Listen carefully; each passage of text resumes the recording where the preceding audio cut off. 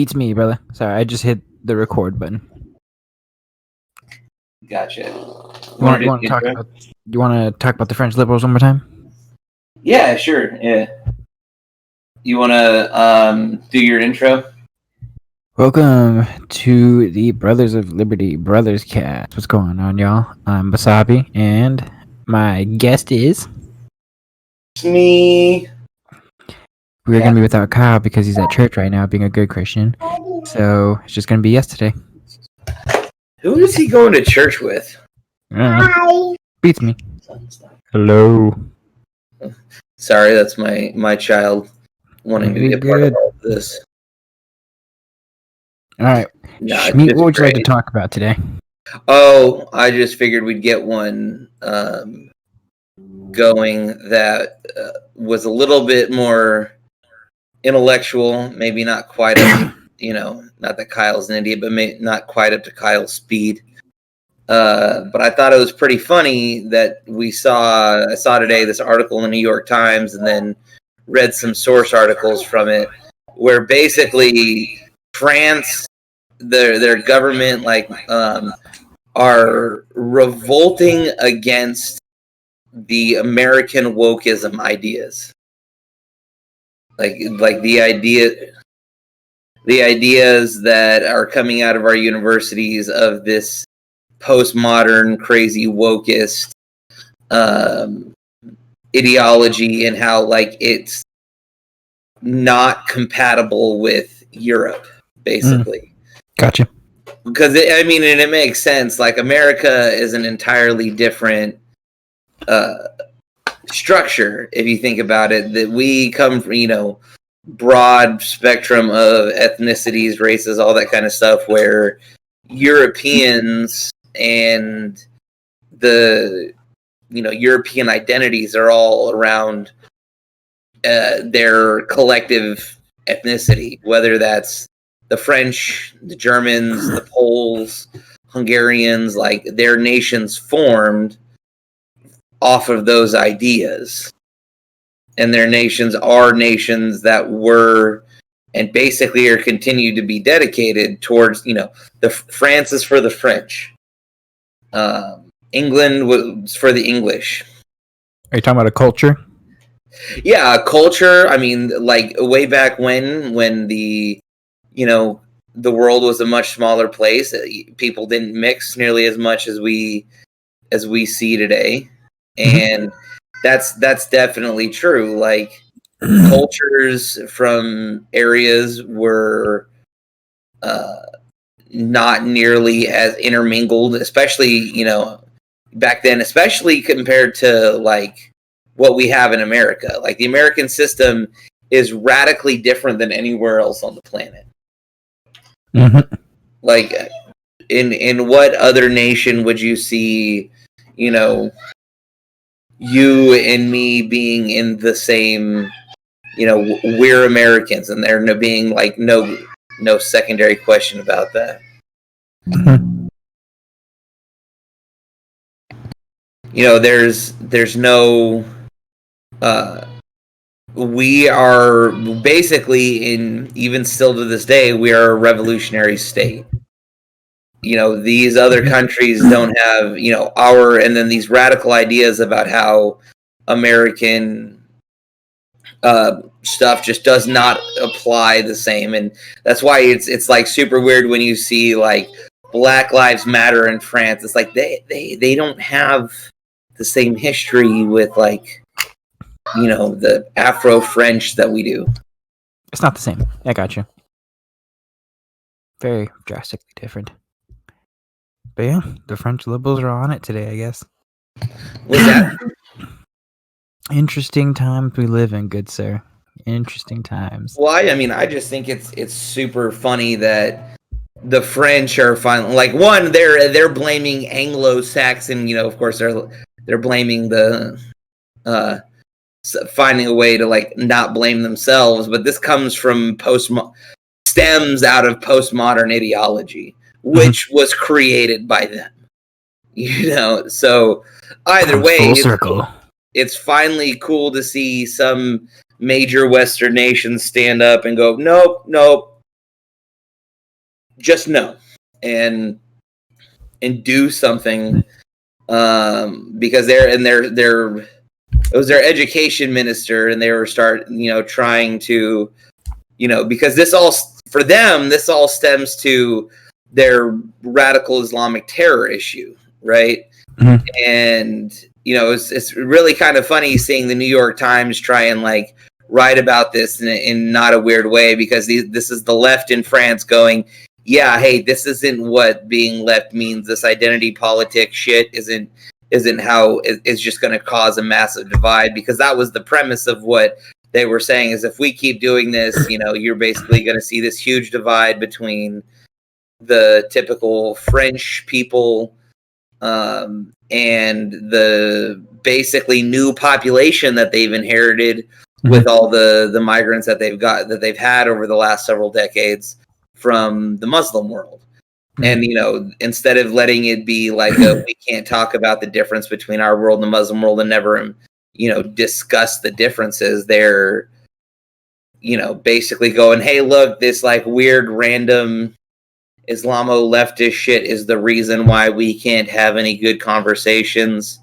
This is leading to a scenario where you can't challenge the differences in any of the stuff like that because of identity politics, and you can't talk about the differences between anything because of those reasons.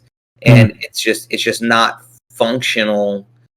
It's not functional, and as hell, it's not functional in our society to not be able to like talk, like actually have an open conversation and have everything be politically correct and not be able to really discuss what is actually happening. Try working at a hospital, man.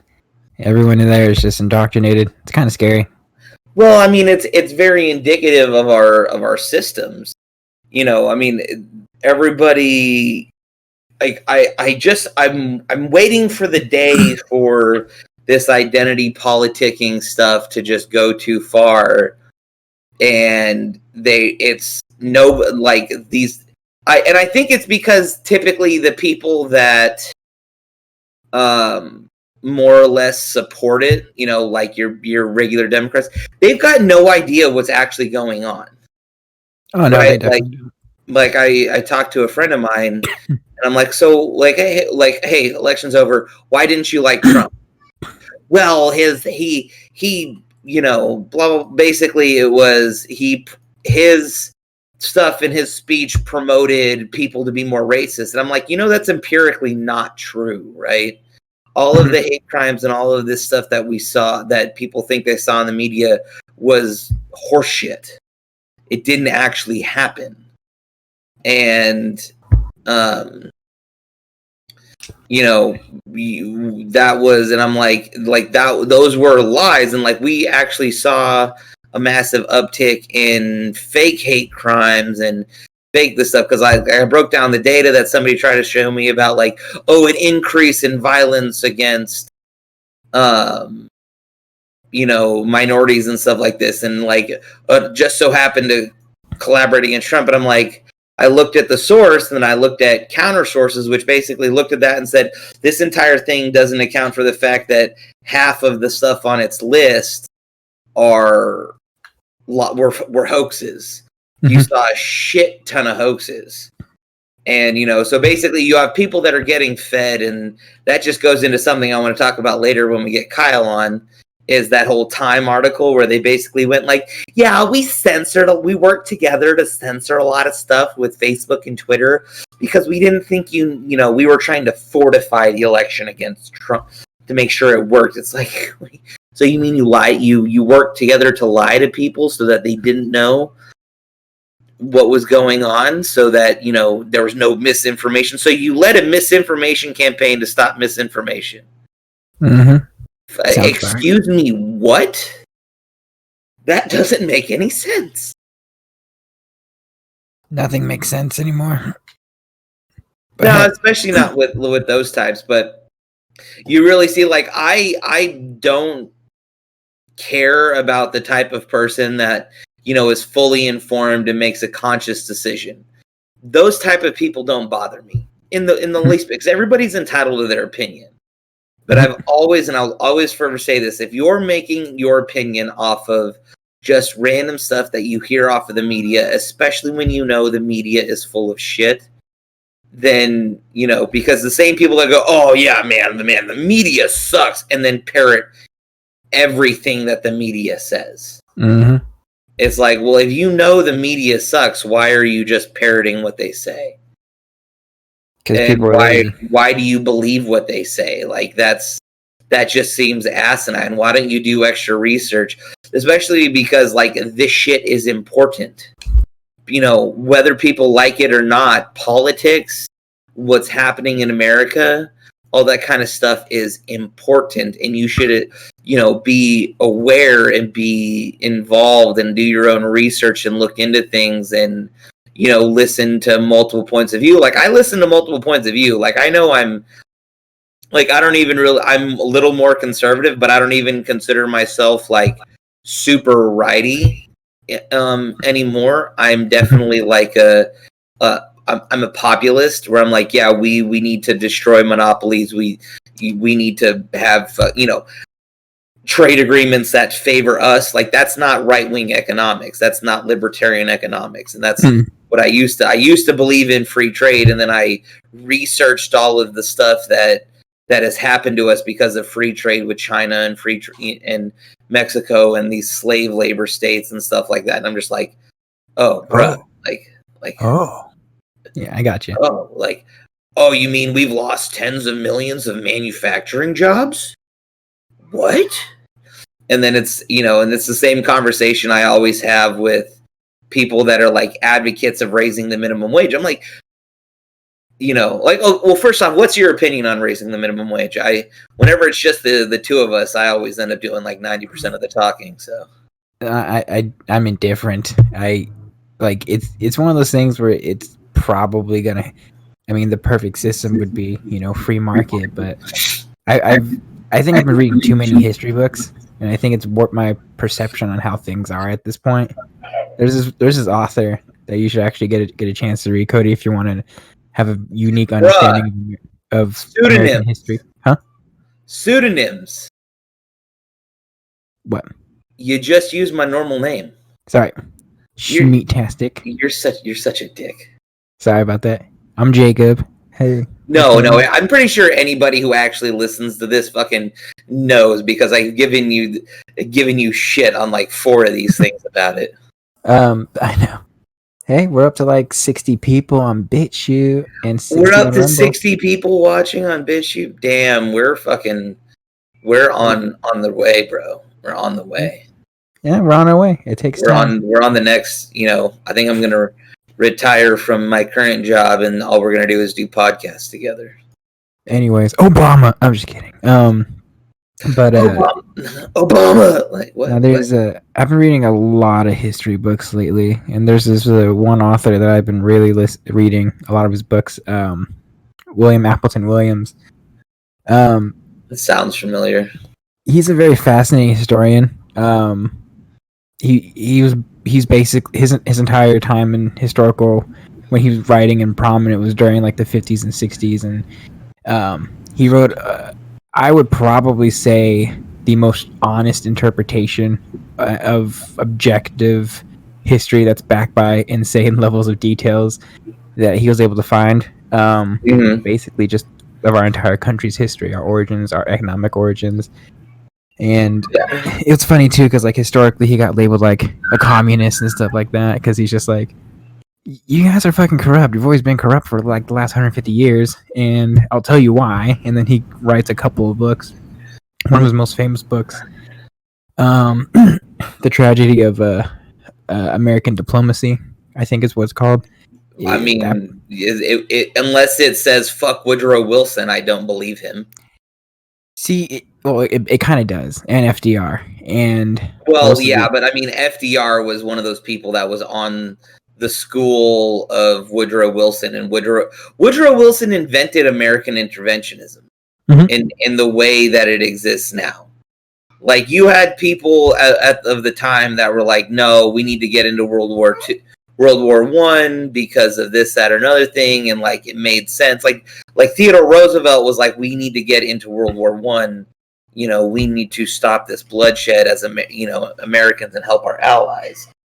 But nobody quite embodied like we still use the Wilsonian system of interjecting our policies into democracies across the world in the way that he envisioned. You two, please go away right now. I'm talking to somebody. I told you to get in your room and you're not in your room, so you better go get me some water before I kick your butt. Yeah, I'll kick your butt. I'll kick your butt. I'm gonna kick your butt. Detroit. Sorry, my daughter. Your daughter trying to step up? I'm just kidding. Step up, woman. You know, no, my daughter's my little princess. She's awesome. But my kids in the middle of this were just like, bruh, stop. But no, yeah, keep going talking about your dude. No, I've just been reading a lot of books, and I don't know, his books, they're so methodically explained and written that he basically, in another one of his books that I'm reading, The Contours of American History, he basically is able to specifically pinpoint, in a lot of ways, the beginning of what made us as a country really, like, he basically is like, yeah, our country doesn't really start at the Revolutionary War period. Technically, it starts with mercantilism, with Elizabeth I, Henry VIII's daughter, and her expansion, and basically a lot of what the British Parliament tried to do with the expansion of the economy, because they had a fundamental belief that, you know, the world has a finite amount of resources, and that in order to actually progress and create a stable government and economic system, you need to constantly keep expanding. So then, you know, their ideas are to colonize places and create this weird trade, which then leads to a whole bunch of different things, which leads to Adam Smith and John Locke and all those people. Yeah, the wealth of nations, and then basically the Second Enlightenment and stuff like that. And then like the development of his ideas, because I think when he came to America, I think he helped write the initial charter for, I think, South Carolina. It's weird. We were like a feudal system, but we weren't a feudal system. It's really complicated. But that book, those two books, really, really shook me. Because he basically, just if you read one book, read the foreign policy book, the first book I said. I can't. The Tragedy of American Diplomacy. I mean, our diplomacy changed effectively with World War I. No, our diplomacy changed with the Spanish-American War. Yeah, that's a good point. And I would say it starts to change, but that's when we were starting to like.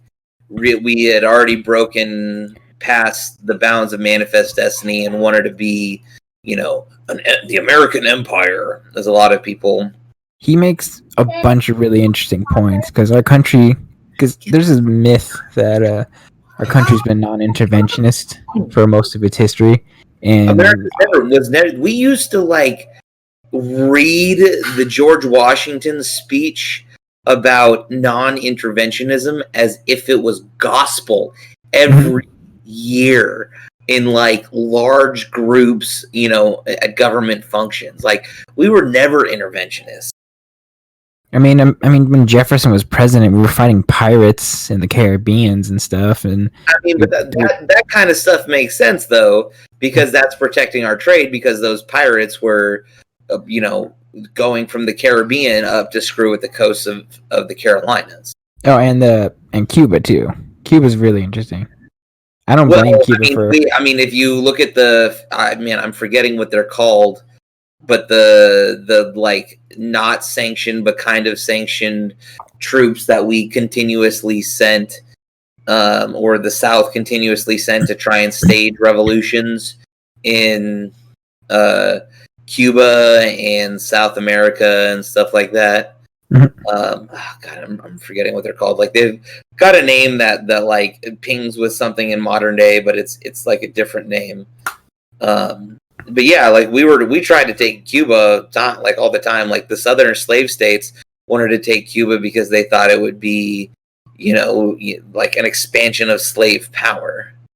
Yeah, we've been trying to take Cuba from the Spanish for a long time, since Andrew Jackson invaded Florida, to be quite honest with you. It's been a very long time. But my whole point, though, is you read some of the things that Appleton Williams points out, and then some documents that I can find from the Library of Congress. It's pretty jarring, to be quite honest with you. How much would be? I guess I'm just like, more of it in the mindset of, man, we're not taught history at all. Like there's no purpose of social studies in school at this point, because it's really poorly done. Well, I mean, there's a lot of stuff with history. Like, you got to think, we have always and forever been affected by revisionists of our own history, right? Mm-hmm. One of the big problems, and like this all goes as far back as the Lost Cause, where post Civil War, everyone tried to start changing the history so that you had a bunch of Southern based gentlemen that were trying to rewrite the history of America and rewrite the history of the Civil War to make it look like they weren't fighting over slavery.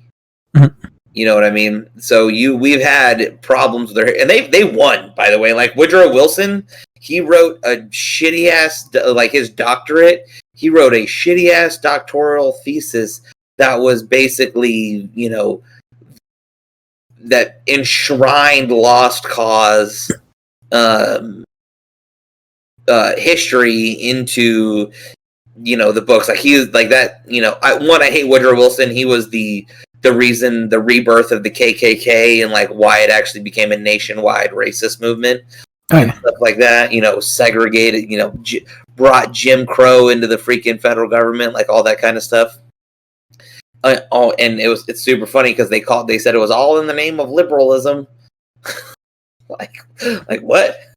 When I Democrats and Republicans totally swapped. It's not like they still refer to themselves as liberals back then too, guys. It's gonna be interesting when I get to my episode on Woodrow Wilson. I think I'm finishing up Chester A. Arthur right now. I just haven't had time. And he's such a shitty person, but it's just fascinating how crappy he is. If that makes any sense. He was a horrible president, in my opinion. Well, like, he was a horrible president. Shouldn't have gone in. No, I mean, he's the one. I don't remember if this was his first election or second, but wasn't it Theodore Roosevelt basically split the Republican Party with Taft because he thought that's how Wilson got in to begin with. Yeah, so he didn't win. I think he maybe had a plurality, but that was because he got about 40% of the vote.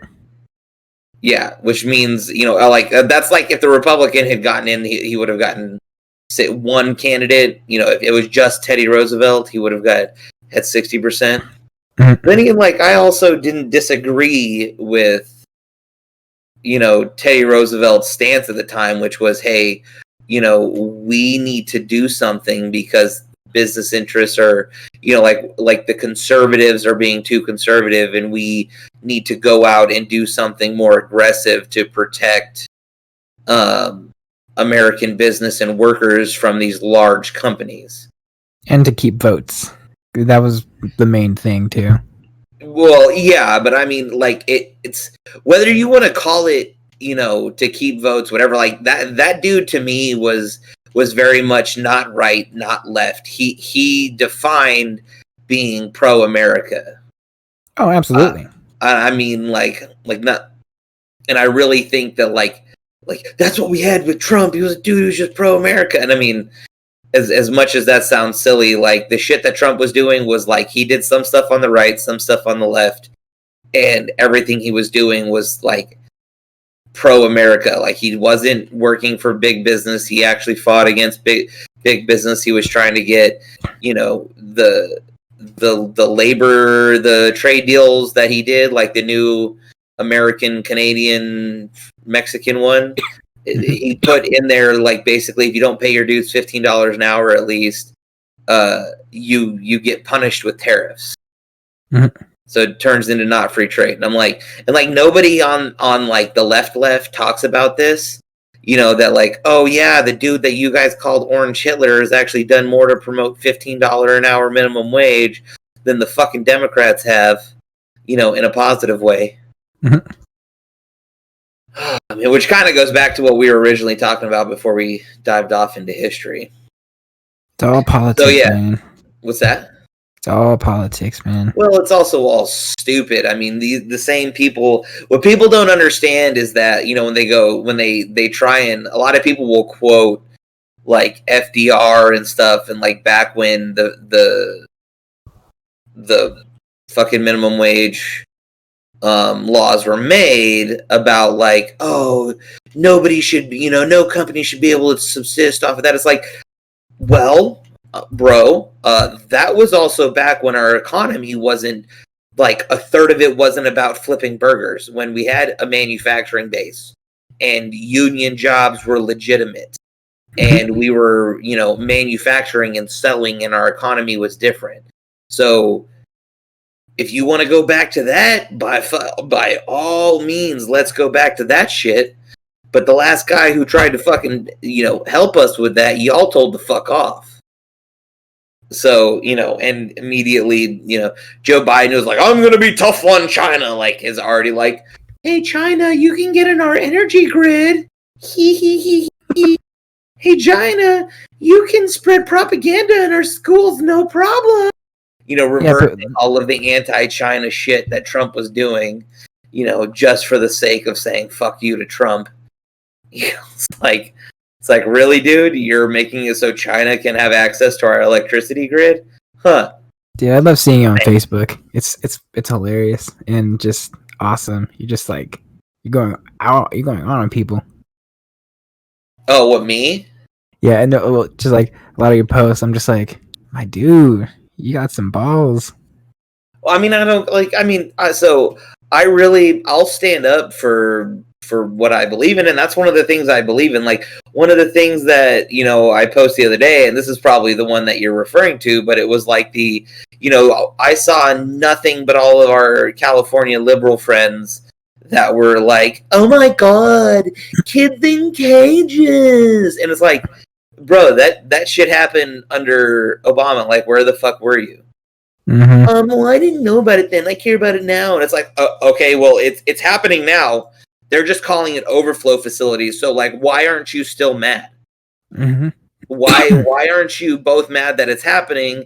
And secondarily, why aren't you mad at the media that you've come to love so much for lying about it to you right now? Because they're covering it up. They're covering up that it still happened. You know, they just because they're not calling them kids in cages, it's kids in overflow facilities. You know, and they're not calling them tent cities. They're calling them soft-sided living structures. That doesn't change what they are. This is kids in cages done by that Joe Biden was a part of the administration that started it, and he was also a part of creating NAFTA, which created the problems in general because it destroyed the farming economy of Mexico. NAFTA destroyed the farming economy of Mexico. Because it allowed us to sell shit super cheap down there from agriculturally that we weren't doing before. So it allowed our farms, which we're very basically farmer socialist in America. Like, we do a whole bunch of shit to help out the farmers, which a lot of people don't know. And like personally, I'm like, yeah, dude, that's cool. Make sure that the people that grow our food can stay in business because, you know, food is important to a country. But that's beside the point. But I mean, come on, followers. It's so important. What's that? Come on, followers are so important, though, man. Oh, man, I'm just waiting for the day society breaks down and nobody knows what the fuck they're doing. Me too.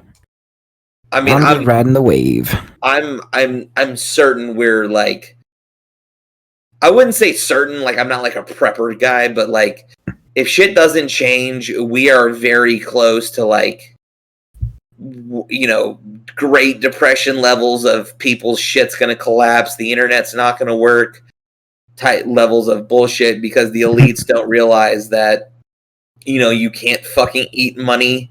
And if your power base in America, because even though they love the Chinese market, if your power base in America fucking fails, you're not going to have it anymore. Mm-hmm. And, as much as China gives them money, a lot of people don't want to go live in China.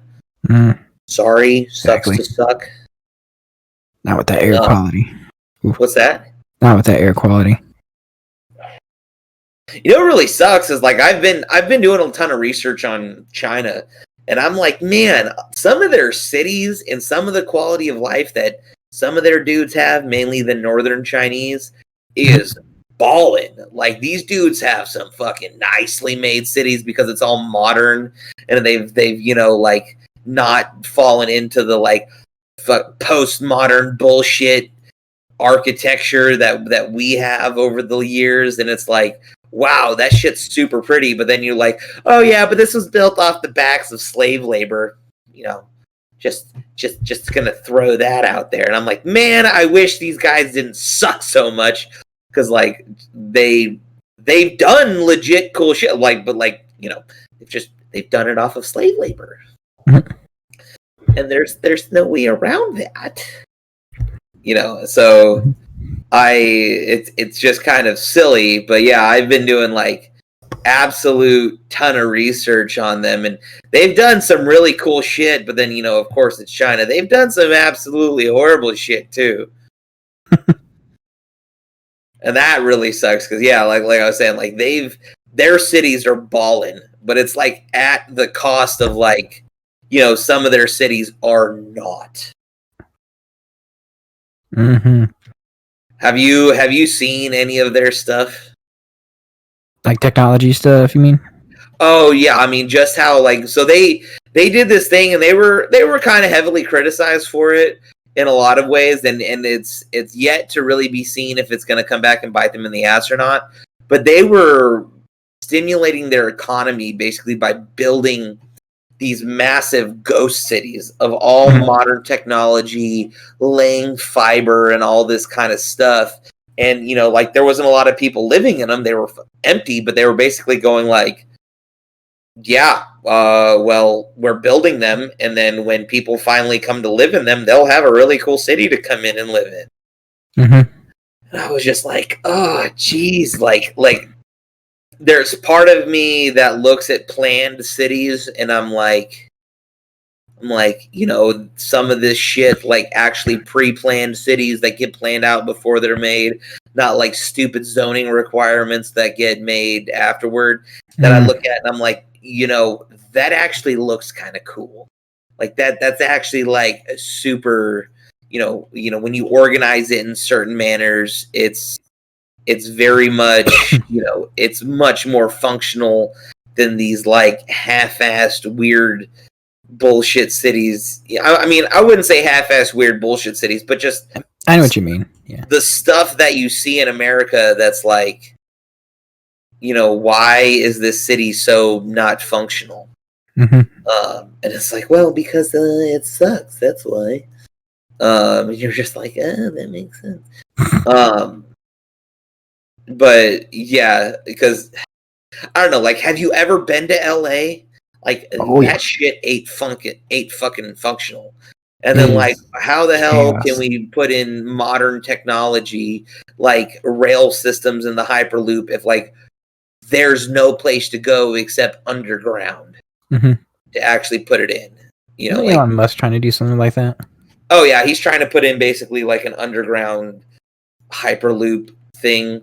And it's actually really cool technology, and he's gotten it to be pretty safe because, even against earthquakes and stuff like that. But I just look at that stuff and I'm like, like I got you. Like, go China, I guess. You guys made a really, ballin' ass cities, but shit, What? I think a lot of people. I mean, it stands to reason that one of them would come up with a pretty good idea. Or well, I mean, that was always the problem with communism, right? Like, and this is this also comes to like this isn't a fresh idea. Like, you know, completely building new cities and stuff like that. That stems straight out of the Soviet book. They did that more than once. The only problem is they, you know, did it in typical Russian fashion and did things like create salt flats because they tried to like dredge the sea and divert this massive lake that they ended up just destroying. And shit like that. But like the Soviets did it. The Soviets had, you know, it's a very communist thing. That kind of shit's not new, to create new cities and to try and, you know, make them nice and organized and perfect. Just China did it better than the Russians. I gotcha. And they did it once they became kind of quasi-capitalist. Because the Chinese are no longer communists. They're just fascists now. Yeah, which is just, you know, the combination, the fusion of power between big business oligopolies and one sec, and the government, right? Where the government directly tells big business what to do, or, you know, they effectively share power. Like, that's all fascism is, and people in America don't necessarily remember that that's the fucking core beliefs of fascism. And they think, look, it's all racism. It's like, okay, racism was a part of it. It's the ethnocentrism around which the European ideologies worked, but that's not the root of fascism. You know, it's just part of it. The rest of it was a fucking political program. I love debating people on that too. Yeah, didn't someone in our group post something about the ideological beginnings or what it means to be fascist? I did.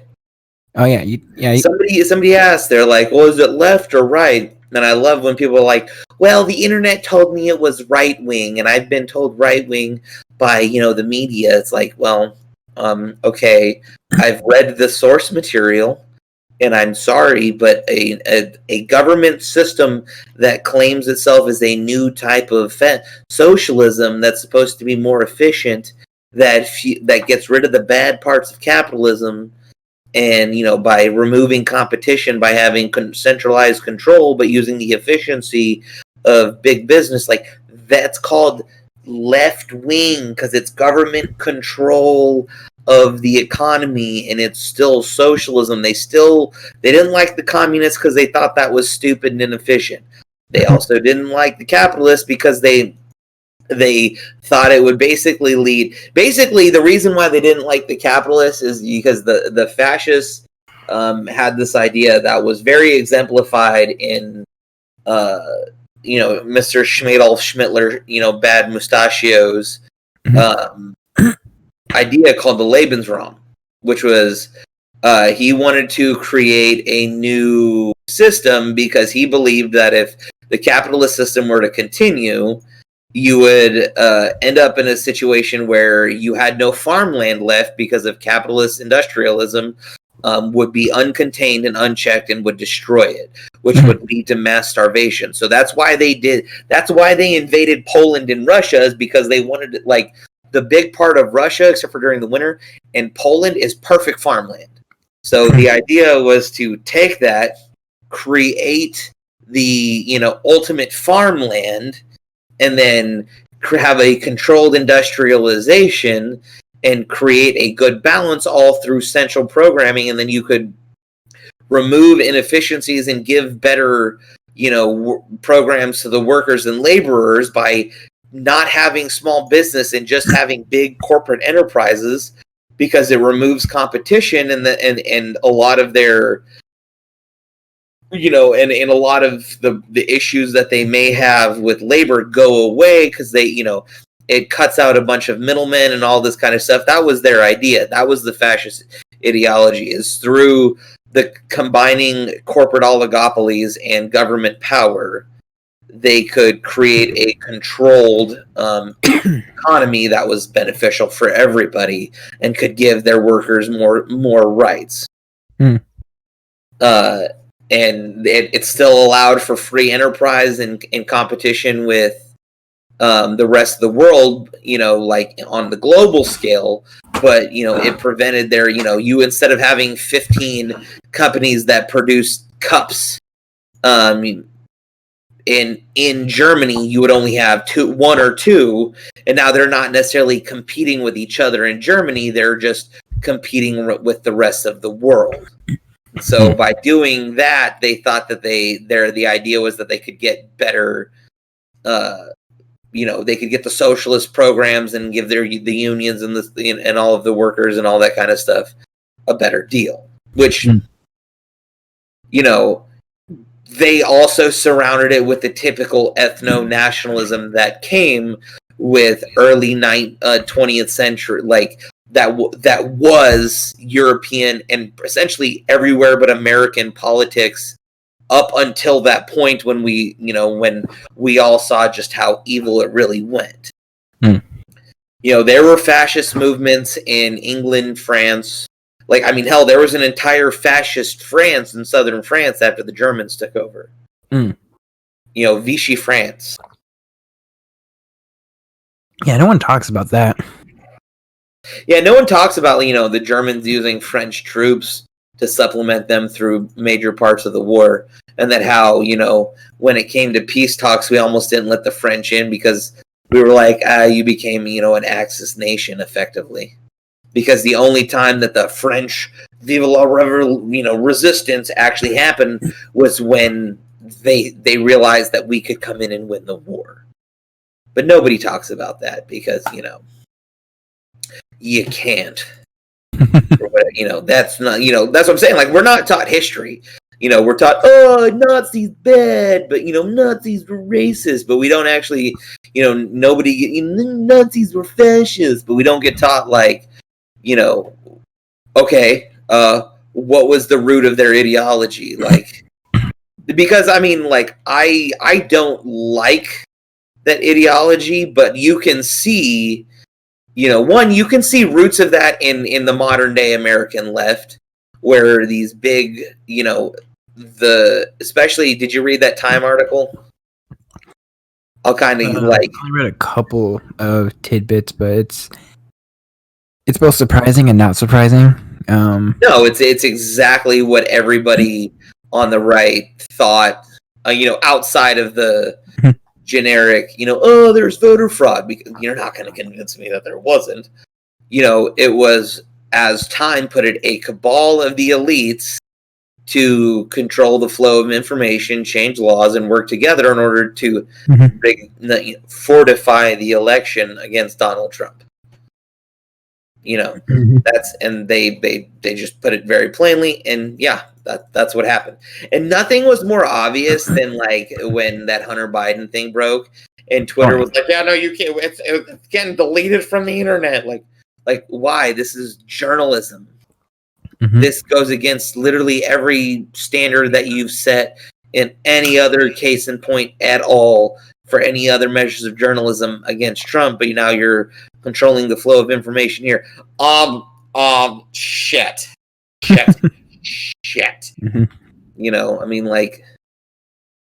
But those types of things, that combination, and they said, like the Chamber of Commerce and the AFL-CIO and cross-party politicians all work together to say "fuck you" to the pot, like that. The fusion, of government and corporate power together is essentially, and labor is essentially fascism, right? Because that was the whole idea. If you fuse all that into one and minimize competition in the country itself, you can get a better result for the workers. Let's fuck small business owners. Yeah. Man, we live in crazy times, good sir. I mean, it makes sense to me. We screwed ourselves over by opening ourselves up to China. Nixon. With Nixon in the 60s. And then also when we worked our way off of tariffs instead to use the income tax post World War. I mean, I think it was World War After World War I, it became permanent. Good old well, technically speaking, it was Wilson. I think William Howard Taft had started it because of the economic issues that were occurring during that particular time. Stagnation overseas, et cetera, and because I gotta read that book. It's fucking fascinating. Well, yeah, I mean, like if we're not importing anything, then it's very hard to get to fund your government off of tariffs. Mm-hmm. You know, like I definitely agree with that sentiment. Like if you're not actually importing shit, you know. So if overseas stagnates, then what else are you gonna do? Exactly. But yeah, anything else you want to talk about? Oh no, I just kind of wanted your opinion on we circumvented it like 100 times, but what do your thoughts on the $15 an hour minimum wage thing? It's gonna cost a lot of people their jobs, which no one talks about. I mean, I'm not, because on one hand, yeah, I'm in the middle because I feel like, in a sense, there should be at least some form of basic living, et cetera, I just don't think it should be government mandated. At the very least, or at least federally mandated. It just really depends on. I don't know. It's one of those things that, like, it's actually one of the very few things I haven't really put a lot of thought into, to be quite honest with you. I think about a lot of things, I just haven't fully formed my thoughts. I know it's not very conducive, but unless I see something that's going to drastically change my perspective on it, I'm just going to say it's a really bad idea. And the first thing that's going to happen is, sure, you'll get paid more, but everything else is either going to cost more, a lot more, or people are going to start losing their jobs. And I mean, the same report that says that it'll lift 900,000 people in America out of poverty also says it's going to kill 1.4 million jobs in America. Yeah. And the bad thing is a lot of those jobs are going to be in areas that are, one second. For lack of a better term, red states, because it's way cheaper to live there. So their minimum wage has been less, so they haven't needed to, raise it. And because raising the minimum wage to $15 an hour in Mississippi is a way different conversation than raising it to $15 an hour in California. That will crush poorer states. Crush small business in poorer states, and you're just going to see further decimation of small towns in America if you force them to do that. That's the big thing. This is why it's really, because I'm of the mind of, like, everyone should have, the right to vote and whatnot and have a say in how things go. But if you're not informed or don't know, if you don't actually fully form these thoughts and you just vote and make random decisions based off of, who you think is more popular or whatnot, it's a little asinine to just. I guess what I'm trying to say is like, there's just dumb people who vote, and then they vote for things that ultimately are either counterproductive to either them or to a lot of other people, and that's mainly because they just don't know and they're ignorant and they don't. Well, I mean, that was such a big thing to me, and that's also why I believe in the Heinlein theory that eventually liberal democracy will kill itself. Because I don't believe the uninitiated should vote. I don't believe people that don't actually pay attention to the political system should vote. I mean, and there's never anything more clear. And if Kyle ever actually joins us, we'll talk about it more. But one of the big things in that Time article was talking about how these guys, basically, they controlled the flow of information and then expanded voting to make it so much easier so that people that are basically not initiated would be able to vote much easier. That's basically what they did, and then so they created this system to where people that had no idea what was actually going on, other than what maybe they heard on CNN this morning, because they're not fully they don't actually, all they know is whatever, I'm just turning on the news a little bit and oh yes, says this guy's bad, whatever, off to my normal day job, and then they and that's the extent of what they get into politics, and that's not enough to cast a vote, in my opinion. It's not. That's not enough, because like I wasn't a fan of Trump's tweets, but you know what I was a fan of? Protect the American first diplomacy and doing things that would try and protect us against the fascists committing genocide and using slave labor to destroy Western industry that we have in China. Oh, I guess I'm the bad guy. But one of the things that exemplifies it, so that cabal, as Time Magazine puts it, not my opinion, that's Time Magazine's opinion. The way that they put it was that they controlling the flow of information, allowing more people to vote, blah blah blah blah blah. Well, when you look at one of the after effects, one of several polls done, there was a massive chunk of people that got polled afterward that were like, "Hey, did you know all of these key facts about stuff that the Trump administration did, and how did it play into your voting?" And like, there wasn't more than enough people that voted for Biden that said they would not have voted for Biden if they had known, and this wasn't negative stuff about Biden. This wasn't, this was just things like, oh, America was energy independent. Oh, we had, peace deals that were working on ending wars in the Middle East and stuff like that.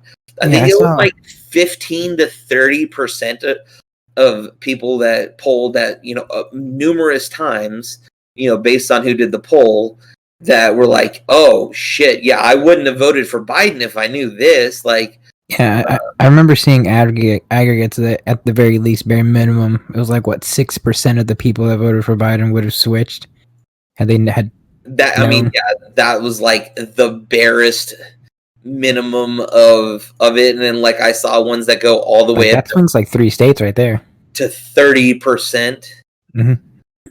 So like we can put the whole conversation on, was there massive voter fraud with mail-in voting aside. Oh, there's that website called thisistheevidence.com, which I highly recommend you go see, because it's just I've seen it. There's a lot. There's a lot.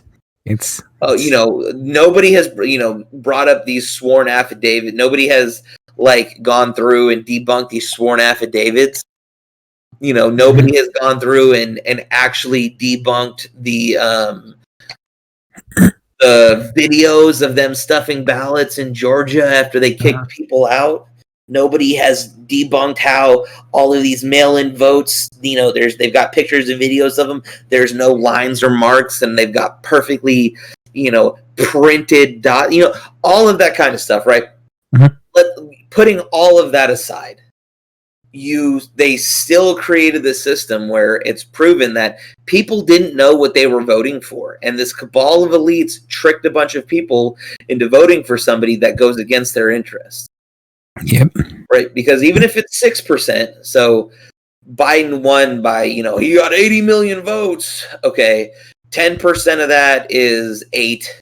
So just over, like, if they would have not voted for him or swapped, that had given Trump the popular vote. If they swapped, right? If they didn't vote, Trump still would have won. Oh yeah. You know what I mean? Like, either way, yeah. So that literally shows that by lying to people and censoring information, they dominated the political sphere. So and that's what, in my opinion, the left has been doing for my entire life. They thrive off of low information voters, and that just goes to my my theory on the Heinlein Republic, that we're all doomed. Liberal democracy will eventually kill itself. because people, basically politicians can't be trusted to not lie to people, and people can't be trusted to not cast a vote with informed consent. And also I forget the thing, but there are two types of people in this world: people that will vote for what they actually believe is best, and people that will vote for what benefits them the most. Mm-hmm. And I don't believe people that vote for what benefits them the most compared to like what actually benefits the whole country, should be having the largest say in what's going on. Mm-hmm. But I'm clearly in the minority there, but it's gonna eventually lead to the destruction. In a lot of cases, it's gonna lead to the destruction of democracy. Because it just leads to these unstable scenarios where you don't actually have, leaders aren't encouraged to set things in term for the long run that needs to happen. Mm-hmm. And that's just the plain truth of it. Yeah, I know. I got you. What's your opinion? I don't know. If you try and convince me that everybody should have a vote. Oh no, I'm not. I don't. I agree with you. I don't think everyone should. Like the idea of the idea of what Starship Troopers a little bit, where like you have to earn your vote kind of thing going That's on. the Heinlein Republic. Yeah. Okay. Yeah. Exactly. That's like the guy who wrote that was Heinlein, and that was his whole idea, is that he saw this back in the 50s. He's like, liberal democracies are going to kill themselves because of this shit. Mm-hmm. Which is understandable, especially after the world today, good sir. Well, I mean, the Nazis got voted. I mean, back in the 50s, like this was like right after whatever the Nazis got voted into power. You know what I mean? So it's not beyond belief that those kind of things might happen. Mm-hmm. I know. It's just crazy that you can have people that will like line themselves up for the slaughter and like, yeah, no, it's perfectly normal and fine, huh? It just goes into I mean, people just would rather feel safe and feel trusted or trust things, but I don't trust anything, and I think that's the big reason why I'm very apprehensive to kind of just believe anything at this point, where I've always kind of just been like, this doesn't seem right, and changes your perspective on certain things. Well, I mean, one of the big things for me that has, quote unquote, changed the way I think is that I am a servant of the government. I've been in the military. I've seen the government systems. I see the absolute waste that is possible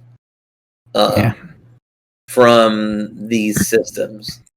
And I work for the government too, but not in the same way you do. I just like a government worker kind of thing. That's it. But I see what you mean, though. It's staggering just how much. I don't get things sometimes with the way they think. It's fascinating. It's ridiculous. Well, I mean, it also kind of comes down to stuff like, hey, we've just given in to the ideas of generic go potty. We've just given into the ideas that regular, everyday, generic corruption is fine. Mm-hmm.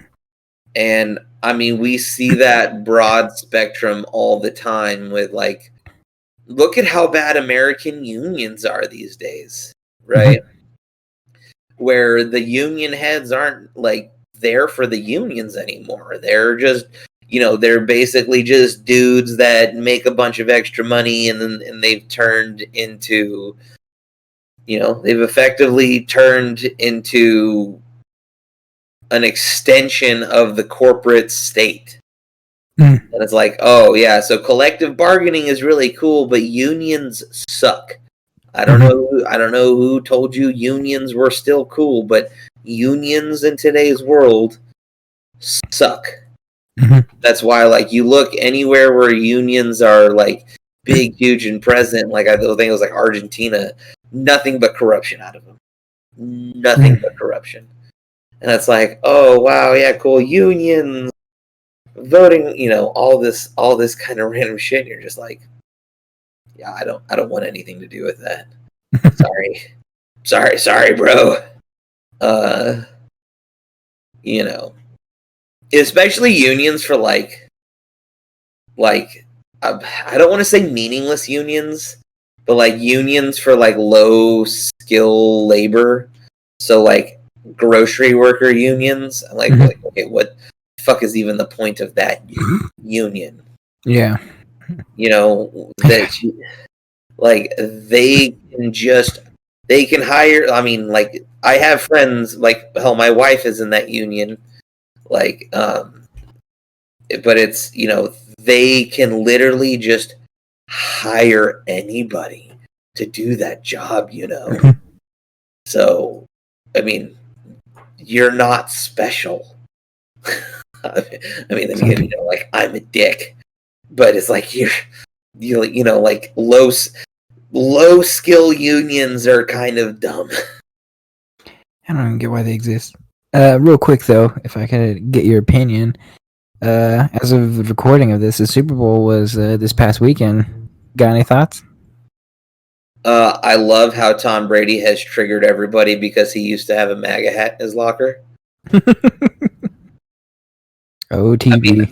I didn't watch because I don't feel like turning in to watch, typical left-wing ads attack everything, Like I watched Steven Crowder's analysis of Springsteen's shit afterward, and it was like, oh, we need to unite. All these calls for unity are just dog shit garbage, and everybody knows it. It's not unity. It's, oh, we won. Now let us rub your nose in it. Ha ha ha ha ha. But even then, there's so many people that are pissed off at Joe Biden right now for the shit he's done. Like, what do you mean he's canceling fracking? I mean, did you hear? Did he you see was going to cancel fracking? No, he said he wasn't going to cancel fracking. Did you see the Super Bowl when he had that weird video? Why do you have a video announcement playing at the Super Bowl instead of him coming live? Yeah, because it took 500 takes for him to actually get it right. I thought it was hilarious because someone was showing me like a handheld like video of someone who was at the game and recorded the whole thing, and as soon as Joe Biden started talking, people were just like, "Boo!" Because Florida in general has turned disgustingly deep red, even culturally. Across the board. Like my dad lives down there now. They are turning redder than fucking Texas. That's gonna culturally everything. What's that? These are crazy times we live in. Yeah, I mean, like there's a town in Florida that has declared the first week of February Trump Day. Huh. So yeah, like cool. I mean, plus, like, you got to think, like, culturally, a lot of the people that are football fans and stuff like that actually can, are going to go to the game in the middle of the pandemic are not the same kind of, are not the kind of people that would have voted for that guy. Just throwing that out there. I mean, but yeah, super, super funny. Boo! It was like the first KC game in Kansas City. Like the players kneeled, and there was this thing about like Black Lives Matter, and then they got booed by the 15,000 people in the stands. Oof, it's rough.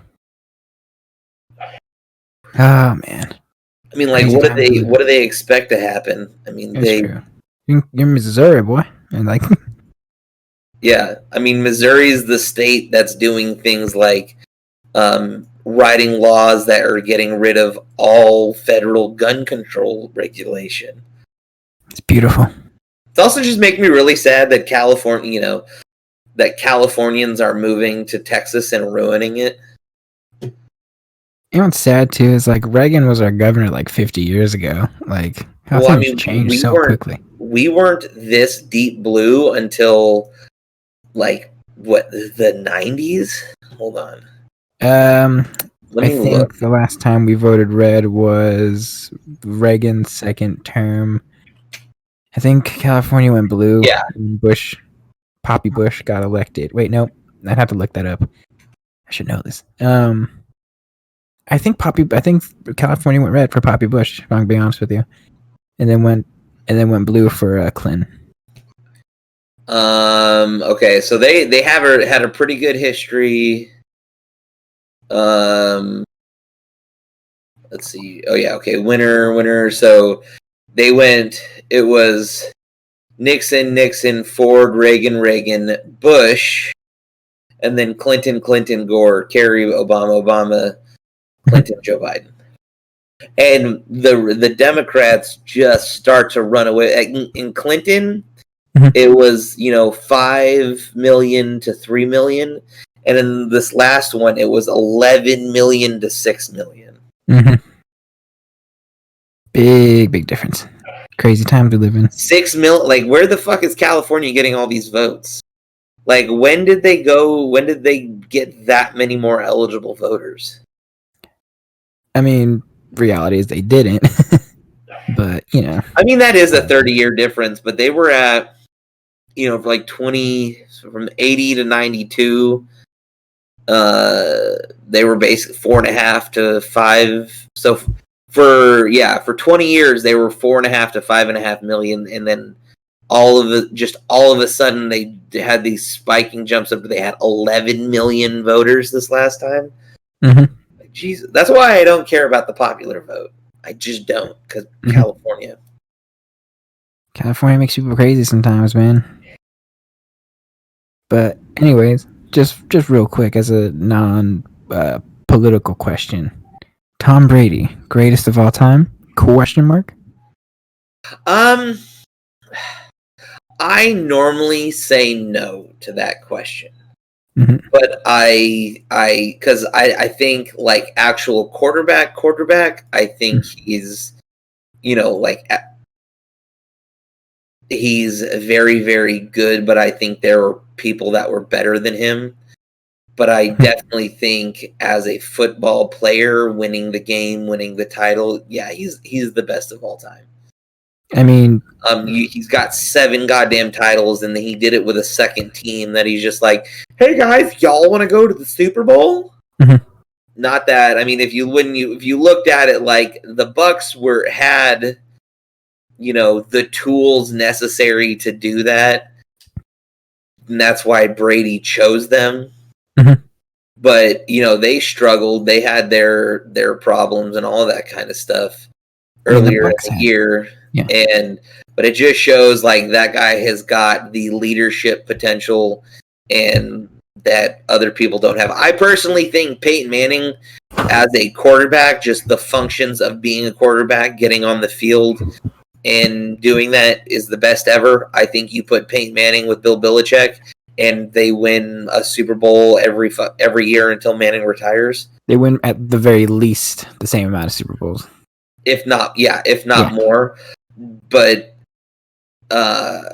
just because, Bill Belichick, I also think is the greatest coach of all time. Yeah. They didn't have the worst year, and they lost the greatest quarterback potentially of all time. So, with half of their team deciding to sit out the year because of COVID, like half of their defense, their leadership on defense sat out the year. They had no quarterbacks because Robert Kraft didn't want Belichick to replace Tom Brady years ago when, obviously, like there was some good shit behind it, but everybody, there are a whole bunch of starters, even Super Bowl starters that came from the Patriots that Robert Kraft made Bill Belichick trade away. Mm-hmm. The guy who started for the Colts last year, and I think this year, the guy Jimmy Garoppolo, all people like that, they all came. And a few years ago, Bill Belichick had been like, I want to start transitioning away from Brady. Let's get a bunch of first round picks while we can. Let's build the team for the future. There was a funny story of Bill Belichick actually wanted to draft Tim Tebow. That'd have been interesting. That's actually a true story. He was really fascinated by him, and it was like he likes the leadership aspects. And I mean, like, how wouldn't you? That Tim Tebow was like the Jesus of college football. He was the Jesus. He was the Jesus of college football. There's nothing you can say other than that, because that guy, won in the SEC and dominated in such a way. And I think he should have changed positions and been like a tight end or something in the pros. But to a football, whatever. I mean, he couldn't throw a football. That was the problem. Mm-hmm. Like, he could, but he couldn't throw a football. And don't get me wrong, gigantic Tim Tebow fan. Like, I was always just a gigantic Tim Tebow fan, because I thought the dude was a winner, and I thought, like, okay, look, get him, sit him for a few years, let him learn, and he will lead your thing. I mean, like, he went 8-1 down the stretch. The 1 year he actually really got to play, and then got the Broncos to the playoffs. Like, the guy is just a winner. So if you actually work on him as if he is a prospective talent, don't expect him to win. Right? He shouldn't have gotten in the first round. Mm-hmm. He just, that was like a big no. I think something that actually did him way more harm than good is that he got taken in the first round. So people wanted to get first round shit out of him fucking right now. We need to win. We need to get shit out. Get this kind of shit from him. Yesterday, instead of letting it be like, the Aaron Rodgers. Sorry, my computer is doing something. You're good. The Aaron Rodgers effect, where he gets to sit behind somebody good. Like, him going to the Patriots,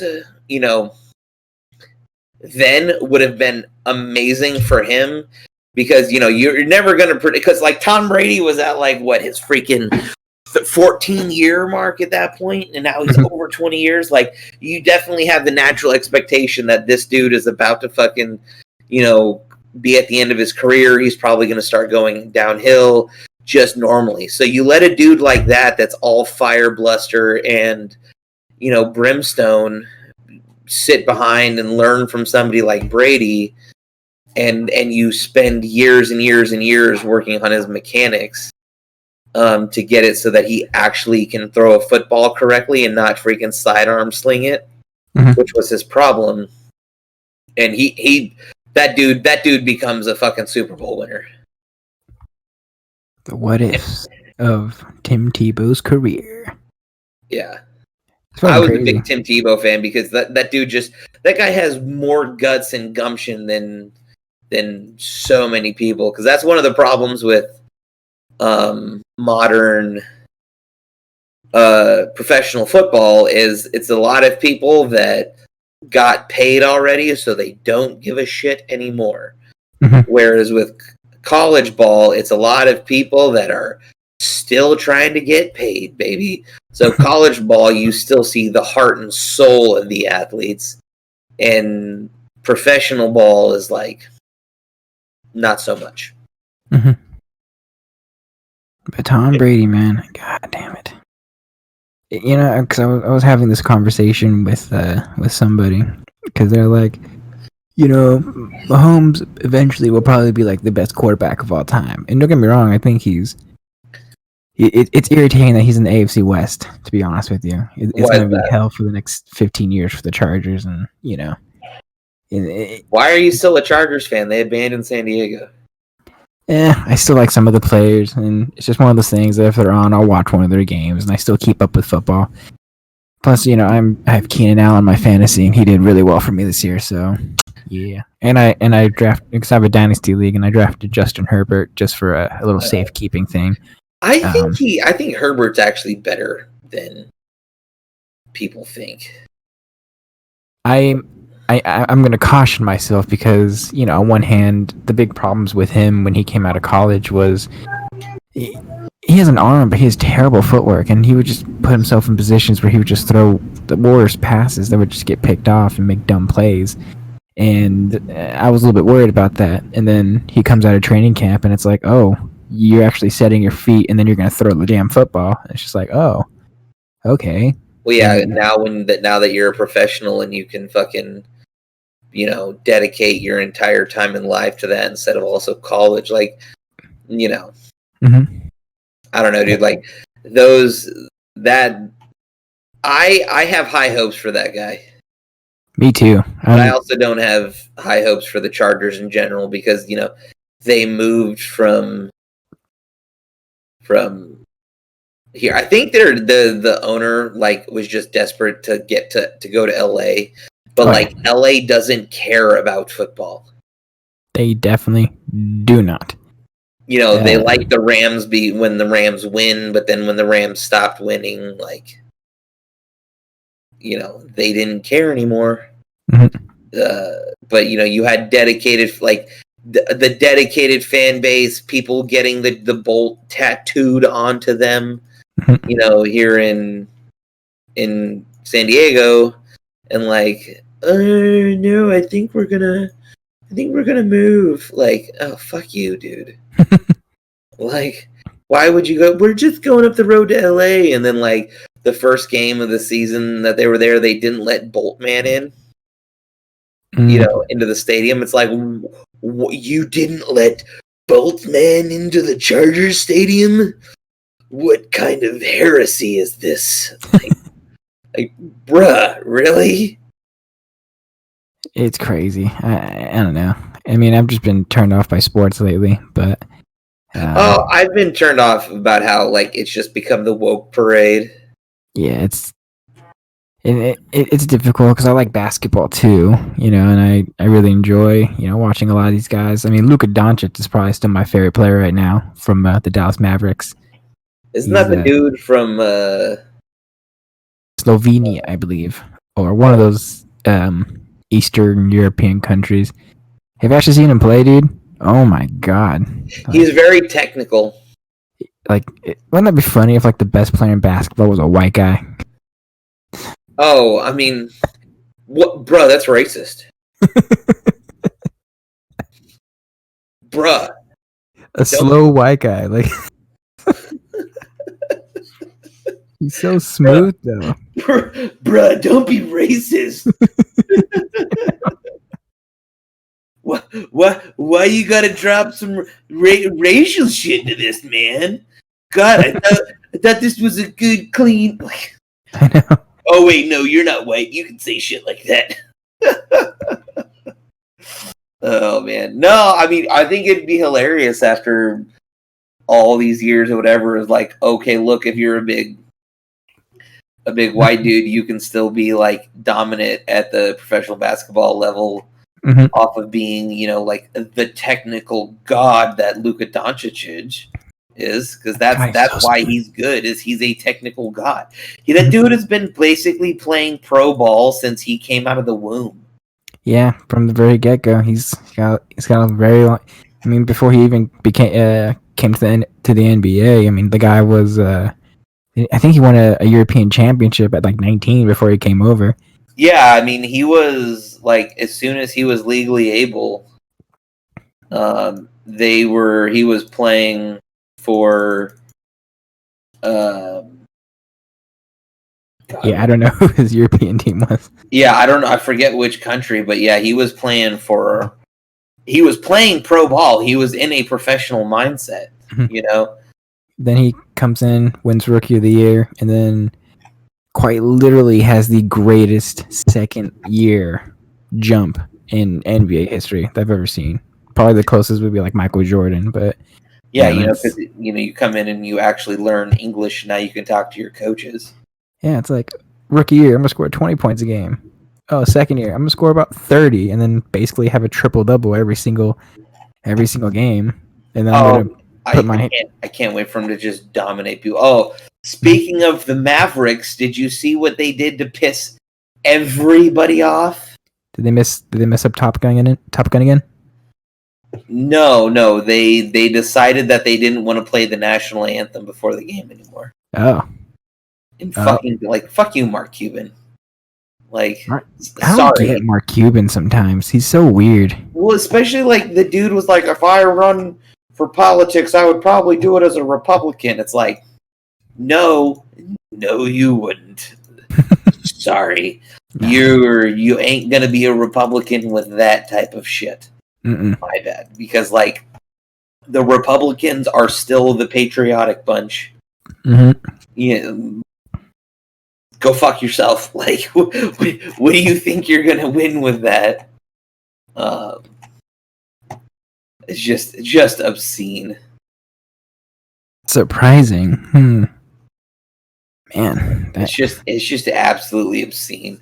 Well, I mean, it's like, and that kind of stems back to the thing that we were originally talking about. This modern woke leftism is destroying everything. Like this, I love when people, people used to be like, "Oh, you're the Red Scare and McCarthyism and like, it's bad and you hating not everything is communism." And it's like, well, you're doing exactly what communists do. Boy, go to your room. You got in trouble. Ooh. It's like if you weren't doing exactly, and it's like now, like if you weren't doing, and this is kind of the problem with Republicans is they abuse that whole like, you're a socialist, you're a communist thing for so fucking long that now that the commies are actually on the border, like that statement is utterly useless because a lot of these people are like, yeah, I'm a proud communist. What? This is the world we live in. You're a proud communist? Oh man. Like, Jesus, take the wheel. We need to go back to dehumanizing you people. Anything else you want to talk about, Schmeat? Hey man, I don't know. Is Kyle gonna get on? I think he's still doing his church thing, or I don't know where he's at. We got any messages from him? Like I refuse to. I need to go back to not being on Facebook because it just pisses me off. I don't blame you because I don't really get on social media as much. If I do, I just post spicy memes and that's it. So it's about the extent of it for me right there. Still there, buddy? Yeah, I'm here. I just pulled up the one that I was like, oh, to all my anti-Trump friends who bitched about the kids in cages thing. It's like one of my friends who like I try to not talk about politics with because I just game with them. It's like, I'm an anti-Trump friend, and I didn't like, my main issue was the sentiments that his verbalized statements encouraged racism and sexism. It's like, shut the fuck up. You experienced nothing bad, and that literally just stems from you watching the media. That didn't actually happen. And my response to that person was, this post wasn't directed in your direction then. However, the current guy is the exact same, so I guess no one won there. I just had tons of friends complaining about kids in cages, and they're all quiet now, even though it's still going on. I mean, that's the biggest thing that I guess pisses me off, and I will never let anybody, like all of my friends are like, I didn't like him because of the stuff with the border. It's like, hey, What about now? Are you happy you voted for the guy that made the cages? It's like, you can't tell me you were mad about the border shit and then be like, you know who can fix it? The guy that made the cages. Go to your work. You know, that's just so stupid. Hey, you know how African Americans are, fucked up by all this stuff? You know who we can fix it? The people who locked them up to begin with. It's, bruh. Mm-hmm. What? I don't know, man. What are you saying right now? Telling you, it's tough. Yeah.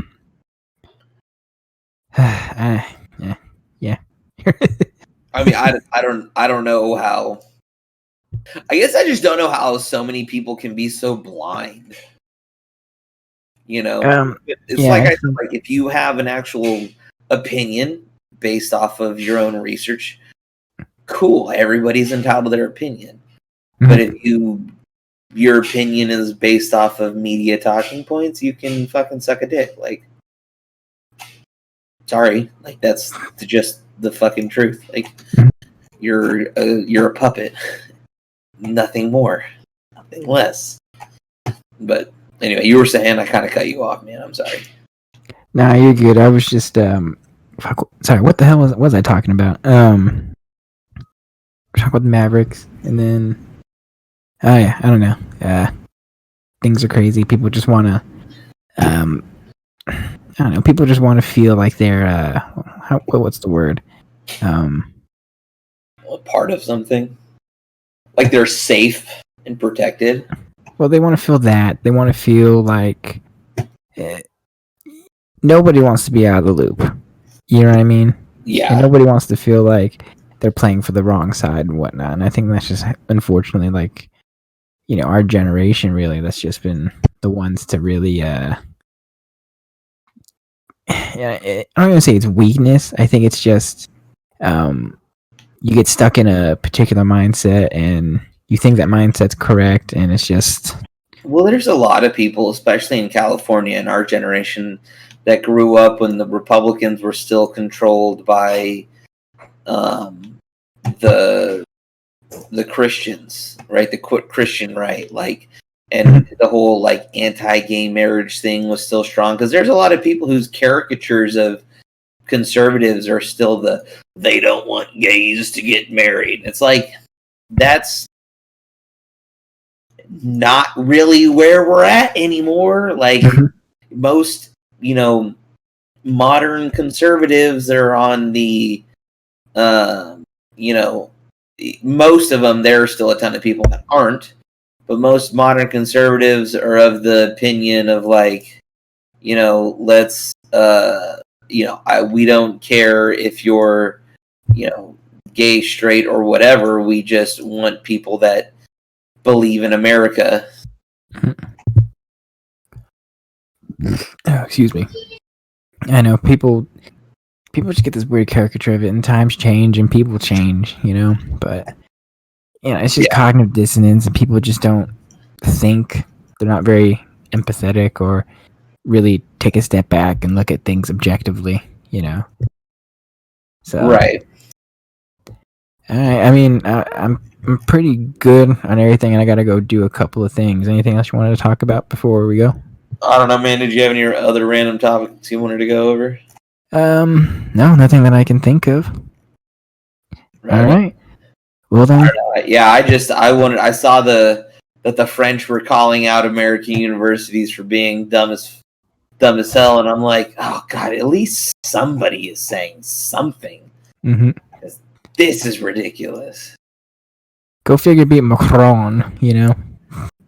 Well, I mean, when you're the secondary subsect of people in your world are radical Islamic, fundamentalists, it kind of makes sense that you would be forced to fight back against the idea, this woke intersectional idea of political and socio interaction thought, because it's doesn't, well, one, I don't think it works here but it definitely doesn't work when applied to other places. It's logically, it's more applicable in a place that is naturally more ethno-diverse, like America, because we are a very ethno-diverse state. Like, we were founded off of that. Like, we are a nation that was led off of immigrants and stuff like that. I mean, that was also in a different era, so I love when people try and use that argument as if we're still there today. But no, but we are a definitely very ethnically diverse group of people. So it's much more logically it's much more logically inclined for people to go, okay, yeah, this intersectional stuff makes sense. But in other countries where it's like, yeah, no, France was for French people, England was for English people, Germany was for German people, it doesn't make sense. Especially when your cultures are fighting against two incompatible cultures, because like modern liberalism is not compatible with like things like Sharia law and stuff like that, with fundamental Islamic stuff. And if you're not able to challenge the differences, you're not able to challenge it at all and break things down in the same way like the Enlightenment broke down Christianity, then you're not going to be able to have any change or any assimilation by different people into the culture. Because they, like, whether we like it or not, there are cultures that are just simply not compatible. You know what I mean? Yeah, I got you. Are you saying these lefties are going into the stereotypes and they're stereotyping people, or cutting? Schmeat, damn it. You dick. I'm all over the place. No, what I really think it is, and I mean, like, this is kind of cringy to say, but these people in their fight against, white supremacy and all this shit are being stupidly white supremacists. They hold things from their only their view, only their way of thinking from inside their political ideology, and they don't really think about anything from a different lens.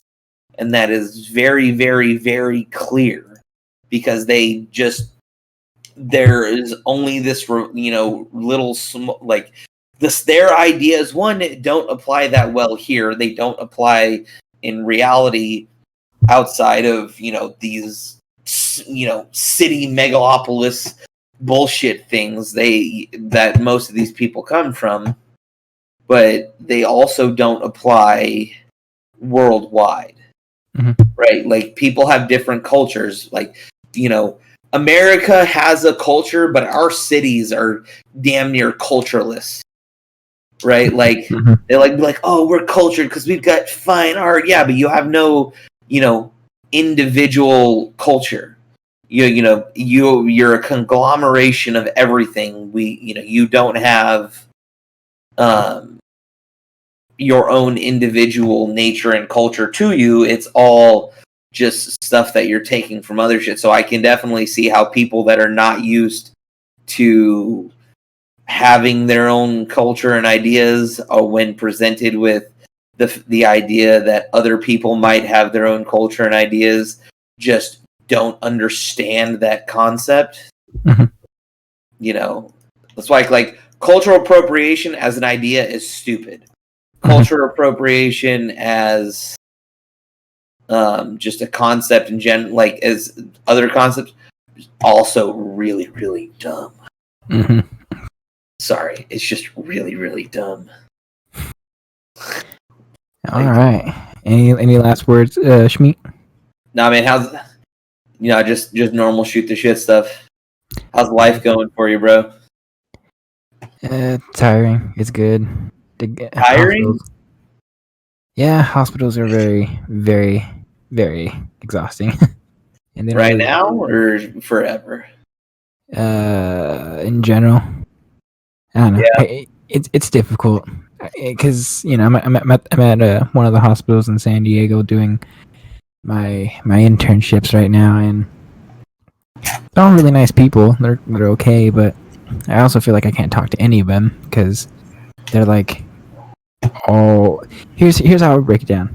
I would probably say, at least in generally speaking, most healthcare institutions, like flat out, like 50% of them are like super annoying liberal.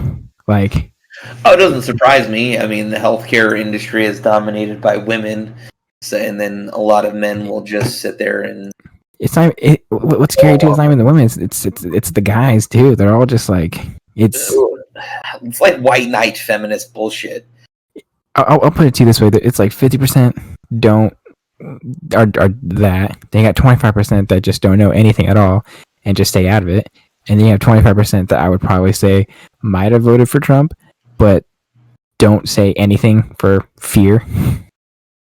Oh yeah. Well, I mean, that's why one of the things that I find super funny is whenever I engage in any like political conversations with people in the wild, you just kind of like you do those like simple probing attacks into probing things and into things just to kind of gauge what people's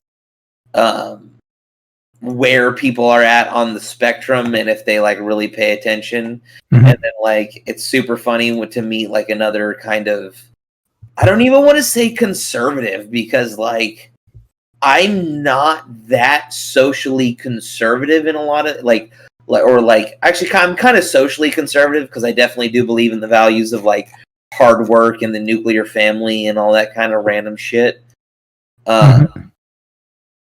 Because it's almost like the way that our society functions was developed over thousands of years, and it's like, oh, maybe the ancient people had a little bit of wisdom when they created this, and they found out that, it's better if our children are raised by their mother and father instead of a state entity or like the village, and then you see the people that are still like, communal villages still live in the Stone Age. Oh man.